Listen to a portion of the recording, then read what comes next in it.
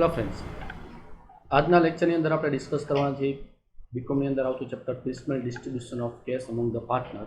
જ્યાં આપણે પ્રીવિયસ લેક્ચરમાં થિયરિકલ પાર્ટ અને પ્રેક્ટિકલ ક્વેશ્ચન લર્ન કર્યા છે. આજે આપણો ફોર્થ પ્રેક્ટિકલ ક્વેશ્ચન છે piecemeal distribution of cash among the partner. Question number 4.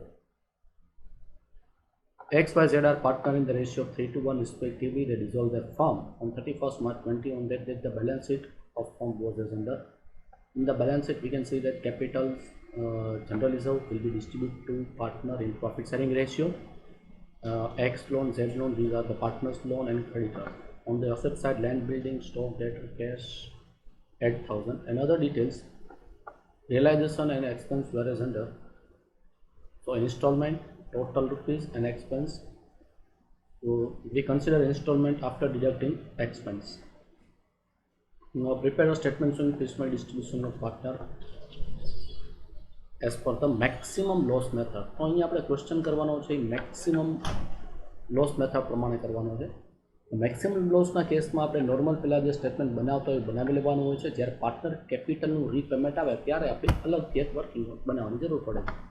તો આ કેસમાં આપણે આપણું નોર્મલ સ્ટેટમેન્ટ બનાવશું, જ્યાં કેસની એક કોલમ હશે, ક્રેડિટરની હશે, બે પાર્ટનર લોન છે અને કેપિટલ. મતલબ ટોટલ કોલમ આપણી ક્રેડિટર, લોન 2 એટલે 3 અને 3 6 અને કેસ 7 કોલમ એન્ડ પર્ટિક્યુલર 8 કોલમનું આપણું મેઇન સ્ટેટમેન્ટ બનશે. મેઇન સ્ટેટમેન્ટ આપણે બનાવીએ.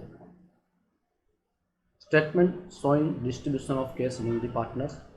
The formats particular, cash, creditor, partner loan and capital. So first balance as per balance sheet. તો બેલેન્સ શીટ પ્રમાણે આપણે બેલેન્સ પુટઅપ કરીએ. કેસ આપણી પાસે 8,000 છે, so cash 8,000. Creditor 40,000, so creditor. X loan and Z loan 12,000 and 8,000, so 12,000, 8,000 and partner capital 37,000, 18,300, 3,000. Yes. Now in the balance sheet we have a general reserve that will be distributed to the partner in profit sharing ratio, it means 3:1. 6,000 છે આપણે partner capital અકાઉન્ટમાં 3:1 ના પ્રપોર્શનમાં distribute કરશું. એટલે કેપિટલમાં add થશે general reserve only in capital 3:1 ના પ્રપોર્શનમાં. એટલે હવે આપણી પાસે net balance 8,000 cash, creditors, loan and capital. હવે આપણે ફર્સ્ટ ઇન્સ્ટોલમેન્ટ 25,000 છે, એમાંથી 3,000 એક્સપેન્સ છે, એટલે 25,000 minus 3,000, so it comes to 22,000. The first installment આપણો 22 નો રિસીવ થશે, તો ટોટલ આપણી પાસે 30,000 અવેલેબલ છે. આ 30,000 કેસમાંથી સૌથી પહેલાં આપણે ક્રેડિટર આઉટસાઇડ લાયબિલિટી પે કરવાની હોય તો પહેલાં આપણે ક્રેડિટરને પે કરશું 30,000. બાકી કેસ પૂરી થઈ જશે તો કોઈને પેમેન્ટ નહીં થાય. તો બેલેન્સ કેસ 0, ક્રેડિટર હવે 10,000, loan as it is 12,000 and 8,000, capital as it is 40,000, 20,000 and 4,000. Now second installment 23,000 minus 2,000, 23,000 minus 2,000, it means 21,000. તો સેકન્ડ ઇન્સ્ટોલમેન્ટ 21,000 નો રિસીવ થશે. આઉટ ઓફ 21,000 આપણે ક્રેડિટરને 10,000 પે કરી શકીશું. તો ફર્સ્ટ આપણે ક્રેડિટરને પે કરશું 10,000 પે ટુ ક્રેડિટર. એટલે હવે ક્રેડિટરની બેલેન્સ 0 થઈ જશે અને આપણી પાસે અવેલેબલ 11,000 છે. તો creditor 0, loan and receipt, capital as it is. હવે 11,000ની સામે આપણી પાસે પાર્ટનર લોન, બે પાર્ટનરની લોન છે એક્સ અને ઝેડની. તો 12,000 ને 8,000 છે, તો એ કેસમાં આપણે એને ટોટલ પેમેન્ટ ન કરી શકીએ, તો પ્રપોર્શનેટલી પેમેન્ટ કરશું. કયા પ્રપોર્શનમાં પેમેન્ટ કરવું પડે? લોનની જે આઉટસ્ટેન્ડિંગ છે એ પ્રમાણે, મતલબ 12:8 અથવા તો તમે એને 3:2 ના પ્રપોર્શનમાં લઈ શકો છો. તો paid loan of X and Y 3:2, 11,000, 6,600, 4,400. એટલે કેશ બેલેન્સ 0 થઈ જશે. Loan 5,400, 3,600, capital assets. Now next third instalment 34,000 minus 2,000, 34 minus 2 એટલે 32,000 આપણે રિસીવ થશે. આઉટ ઓફ 32,000 ફર્સ્ટ આપણે પાર્ટનર લોન પેમેન્ટ કરી દેવી પડશે. બેલેન્સ અમાઉન્ટ છે તો 5,400, 3,600 બેલેન્સ. આપણી પાસે 23,000 અવેલેબલ છે અને કેપિટલ અવેલેબલ છે. અહીંયા પેજ આપણું કમ્પ્લીટ થાય છે. તો નેક્સ્ટ પેજમાં આપણે કન્ટિન્યુ કરીએ. same 23,000, 40,000, 20,000 and see the here 23,000, 40,000, 20,000, 4,000. Clear.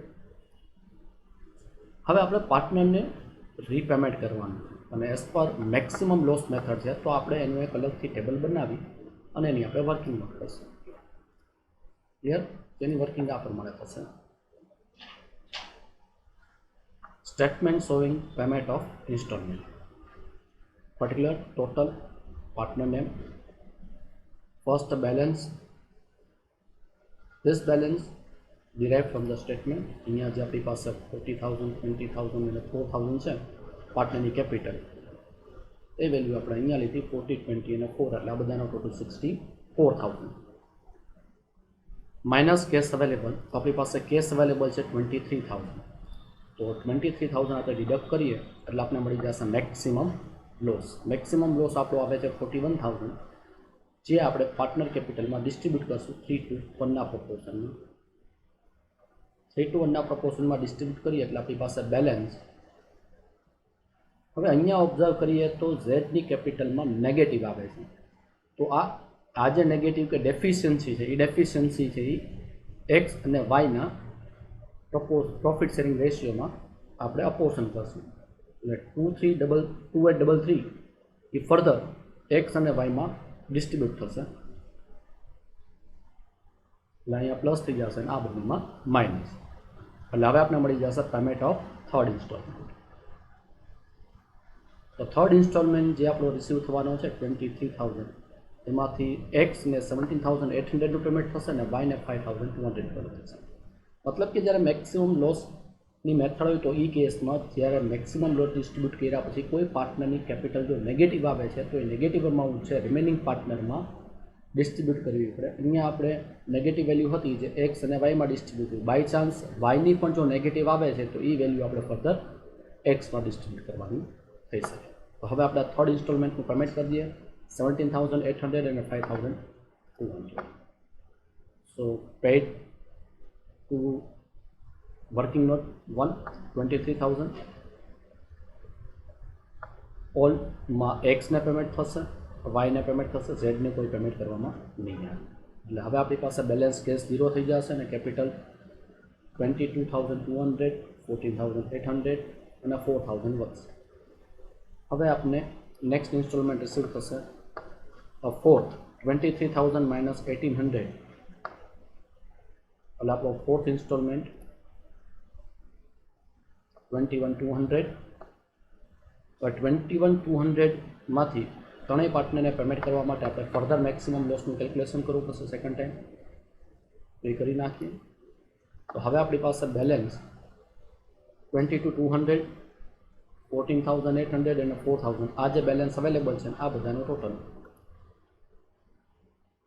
તો બેલેન્સ 41,000 ટોટલ. ત્રણેય પાર્ટનરની આજે 22,200, 14,800 અને 4,000 આ વેલ્યુ આપણે ક્યાંથી ડિરાઇવ કરી?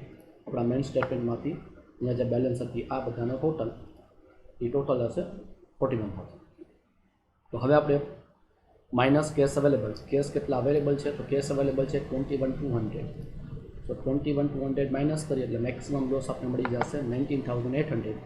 અને 19,800 છે એ બધામાં ડિસ્ટ્રીબ્યુટ થશે 3:1 પ્રપોર્શનમાં. એટલે 19,800 ત્રણેયમાં ડિસ્ટ્રીબ્યુટ કરીએ 9,900, 6,600, 3,300, એટલે મળી જશે પેમેન્ટ ઓફ ફોર્થ ઇન્સ્ટોલમેન્ટ.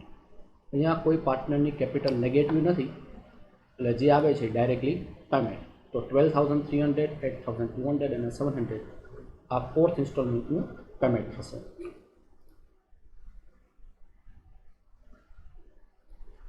એટલે 21,200 છે paid to all as per working note. એક્સને કેટલું પેમેન્ટ આવશે? 12,300. વાયને પેમેન્ટ આવશે 8,200 અને ઝેડનું આવશે 700. એટલે હવે આપણી પાસે બેલેન્સ કેશ 0 થઈ જશે અને કેપિટલના કેસમાં એક્સ 9,900, વાય 6,600 અને ઝેડ 3,300. ફોર્થ ઇન્સ્ટોલમેન્ટ સુધી આપણે કમ્પ્લીટ કર્યું. અને નેક્સ્ટ આપણે ફિફ્થ ઇન્સ્ટોલમેન્ટ રિકવર થશે 12,000 માઇનસ 3,000 એટલે કે 9,000 આપણે રિસીવ થશે. તો ઇન્સ્ટોલમેન્ટ ફિફ્થ 9000 આ 9000 એક્સ વાય ઝેડમાં ડિસ્ટ્રીબ્યુટ કરવું પડશે. Same calculation of maximum loss. તો હવે આપણી પાસે બેલેન્સ કેટલી છે? 9900, 6600 અને 3300. આના ત્રણનો ટોટલ. તો આ 3 કેપિટલ 9900, 6000, 3300 અને ટોટલ 19800. હવે એમાંથી આપણી પાસે અવેલેબલ કેશ અવેલેબલ છે આપણી પાસે 5th ઇન્સ્ટોલમેન્ટના 9000. તો 19800માંથી 9000 માઇનસ કરીએ એટલે આપણે લોસ મળી જશે 10800. આ 10800નો લોસ આપણે 3:1ના પ્રોપોર્શનમાં ડિસ્ટ્રીબ્યુટ કરી નાખીએ. તો 5400, 3600, 1800 એટલે આપણે મળી જશે પેમેન્ટ ઓફ 5th ઇન્સ્ટોલમેન્ટ. અહીંયા કોઈ પાર્ટનરની કેપિટલ નેગેટિવ નથી થતી એટલે જે આપણે આન્સર મળશે એ ડાયરેક્ટલી આપણું 5thનું પેમેન્ટ 4500, 3000 અને 1500. હવે આપણે મેઇન સ્ટેટમેન્ટમાં એનું પેમેન્ટ કરી દઈએ. Paid to all as per working note 9000, જ્યાં એક્સને આપણે પેમેન્ટ કરશું 4500, વાયને 3000 અને ઝેડનું 1500. એટલે લાસ્ટમાં આપણે મળી જશે રિયલાઇઝેશન ક્લોઝ. આ આપણો લાસ્ટ ઇન્સ્ટોલમેન્ટ હતો. એક્સના કેસમાં 5400, વાયના કેસમાં 3600, ઝેડના કેસમાં 1800. સો આ રીતે આપણો રિયલાઇઝેશન લોસ મળી જશે. બધા પાર્ટનરને કેશનું ડિસ્ટ્રીબ્યુશન થઈ જશે. આવી રીતે આપણો આ ક્વેશ્ચન અહીંયા કમ્પ્લીટ થઈ છે. નેક્સ્ટ લેક્ચરમાં મળીશું. Thank you.